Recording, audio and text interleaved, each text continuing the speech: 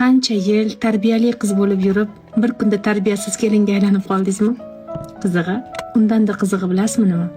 Sizga hech qachon tarbiya bermagan insonlar sizni tarbiyali yoki tarbiyasiz ekanligingizni baholashi. Lekin bir narsani hech qachon unutmang. Sizga ota-onangiz eng chiroyli tarbiyani bergan. Agar chiroyli tarbiya bermaganida edi, oq liboslarda yuzlarini yorug' qilib o'zga xonadonga kelin bo'lmagan bo'lardingiz. Tarbiyasizsiz. Ota-onangizga qilmagan xizmatlarni o'zga uyda qilganingiz uchun. Siz tarbiyasizsiz. Ota-onangizga qilmagan xushmuomalani o'zga uyda qilganingiz uchun. Siz tarbiyasiz kelinsiz. Ichingiz yig'lasada doimo kulib turganingiz uchun. Siz tarbiyasizsiz. Qadringiz yer bilan poymol bo'lsa-da farzandlaringiz uchun sabr qilib yashayotganingiz uchun.